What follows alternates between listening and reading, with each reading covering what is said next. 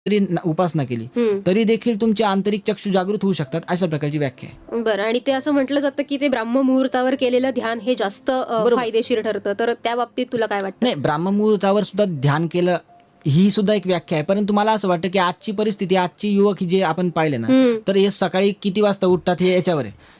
आणि आम्ही अनेक युवक पाहिले की जे 7-7 वाजता, म्हणजे त्यांच्या घरामध्ये देवपूजाही 12-12 वाजता होते. मग मी सांगतो की देवपूजा करून उपयोग नाही.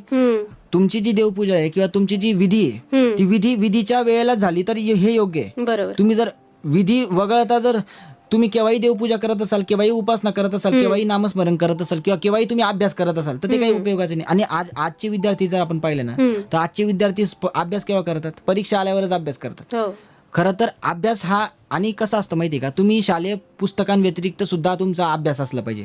म्हणजे शालेय मी जेव्हा शाळेत होतो तर शालेय पुस्तक सुद्धा मी वाचन करायचो, आणि याच्या व्यतिरिक्त सुद्धा मी दुसरे पुस्तकं सुद्धा रेफर करायचो, जे माझ्या सिलेबसमध्ये नाही ते सुद्धा मी वाचन करायचो. थोडक्यात सांगायचं तात्पर्य असं ना की विद्यार्थी हा पूर्णतः जागृत असला पाहिजे. विद्यार्थ्याला बघा कसं असतं माहिती का, तुम्हाला जगायचं आहे तर केवळ स्वतःसाठी जगू नका, तर आपल्याला भविष्यासाठी काहीतरी द्यायचंय, भविष्याला समाजाला आपल्याला काहीतरी द्यायचंय. या दृष्टिकोनातून आपण जगलो, उद्याची परिस्थिती काय राहील याचा विचार नका करू, तर भविष्यामध्ये एक वर्षानंतरची परिस्थिती काय राहील याचा विचार जर करून जर आजच्या विद्यार्थ्यांनी जर आजच अभ्यास सुरू केला तर येणाऱ्या काळ खऱ्या अर्थाने प्रगल्भ राहील.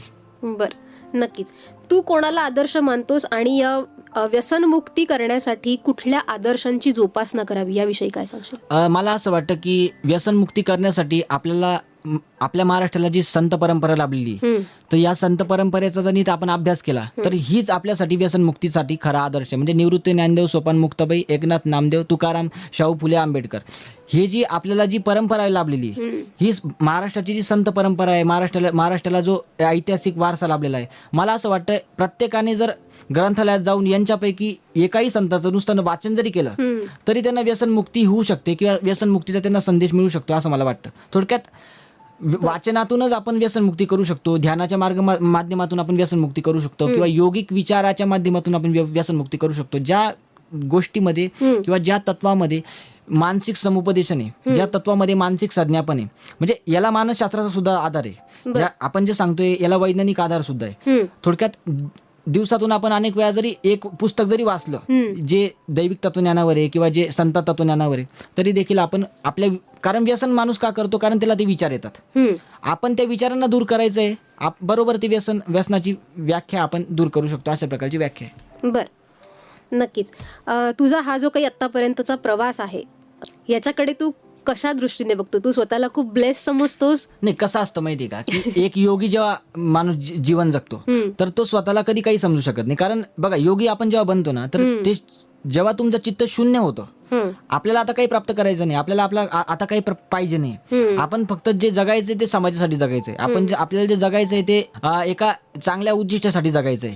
ही व्याख्या जेव्हा मनुष्याला प्राप्त होते तेव्हा तो योगी बनू शकतो. मला असं म्हणायचंय की नुसतं माळ घालून किंवा नुसते कपडे घालून भगवे कपडे घालून कोणी योगी बनत नाही. थोडक्यात योगिक तत्वाचा वारसा जोपर्यंत तुम्ही जपत नाही तोपर्यंत तुम्ही योगी बनू शकत नाही. थोडक्यात सांगायचं तात्पर्य असं आहे की मला असं वाटतं की अजूनपर्यंत मी काहीच नाही, येणाऱ्या काळात जर मी समजा महाराष्ट्रासाठी काही चांगलं काम केलं तर कुठेतरी ते अजून मला काहीतरी प्राप्त झालं असं मी समजेल. नक्कीच. तर साधारण कशी असते दिनचर्या? किती वेळ साधना, किती वेळ निरूपणासाठी किती वेळ देतोस? लोकांचे प्रश्न सोडवण्यासाठी तू कसा उपलब्ध असतोस? त्याबद्दल काय सांगशील? नाही, कसं असतं की आपली निरूपणाची जी वेळ असते, आपण दर शनिवार आणि रविवार आपण निरूपण घेत असतो. किंवा आता समजा एखाद्याला एखादे म्हणजे पूर्वसूचना किंवा पूर्वकल्पना देऊन सुद्धा लोक आपल्याकडे येत असतात. आणि अनेक लोक पंजाब, हरियाणा अशा राज्यामधून सुद्धा येतात. म्हणजे असं नाही की महाराष्ट्रामधूनच लोक येतात, आता अनेक लोक बाहेरच्या देशामधून सुद्धा आलेले आणि ते सर्व काही उपलब्ध आहे. थोडक्यात सांगायचं तात्पर्य असं ना की लोक येतात, याचा अर्थ काय की पंचवटीचं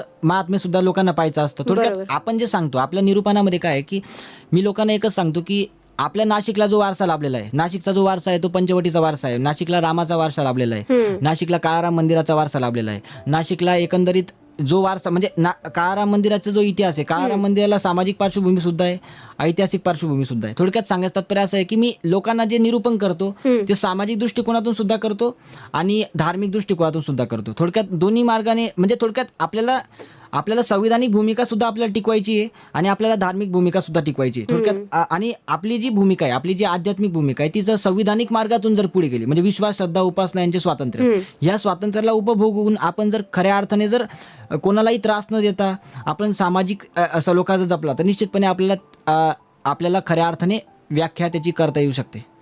नक्कीच. खूप छान बोललास तू आणि इतकं पोटतिडकीने बोललास आणि इतक्या तरुण वयात तुझे इतके आदर्श विचार आहेत. मुळातच तुझ्यावरती देवाची विशेष कृपा आहे असं आपण म्हणूया. तर जाता जाता आपल्या तरुणांना काय संदेश देशील? संदेशाच्या रूपाने मी हे दत्ताश्रय पुस्तकामधील मी एक वाक्य सांगू इच्छितो. वासना ही डोळ्यांना आंधळी करते, कानांना बहिरी आणि वाचेला मुकी करणारी ती असते. ज्याप्रमाणे सुरुवातीला हौशेने म्हणून माणूस दारू पितो, त्या हौशेचे रूपांतर सवयीत होते, सवय वाढता वाढता व्यसनात परिवर्तित होते आणि एक दिवस अशी येऊन पोचते की ज्या अवस्थेत माणूस दारूला गिळत नसून दारूच माणसाला गिळायला लागते. अगदी हीच अवस्था वासनेची आहे. वासना ही व्यसनाची असो वा धनाची अथवा कशाची, ती शेवटी वासना म्हणूनच गणली जाईल. वासना आत्म्याची अमरता नष्ट करणारी आहे. ज्याने कुणी आपल्यातील वासनेचा त्याग केला नाही त्याला कधी सत्यदर्शन घडलेलं नाही. थोडक्यात सांगायचं तात्पर्य असं आहे की आपण कुठेतरी आपल्यातील वासनेचा त्याग केला तरच आपण कुठेतरी व्यसनमुक्त होऊ शकतो. अशा प्रकारे मी आपल्याला संदेश देऊ शकतो. नक्कीच. धन्यवाद चारुदत्त, तू आज इथे आलास, इतक्या छान गप्पा मारल्यास आणि व्यसनमुक्तीसारखं कार्य तू हाती घेतलेलं आहेस. असेच समाजहितपर विषय तू हाताळावेस आणि लोकांचं प्रबोधन करत राहावंस अशा तुला सदिच्छा देते आणि आत्तापुरती तुझी रजा घेते. आपण इथेच थांबूया. धन्यवाद. धन्यवाद. श्रोते हो, आत्तापुरतं इथेच थांबूया. पण पुन्हा भेटूच नवीन कार्यक्रमामध्ये. तोपर्यंत ऐकत रहा रेडिओ विश्वास 90.8 कम्युनिटी रेडिओ. तुमचं जगणं, तुमचा आवाज. तेथे तू माझा सांगाती, जेथे जातो तेथे तू माझा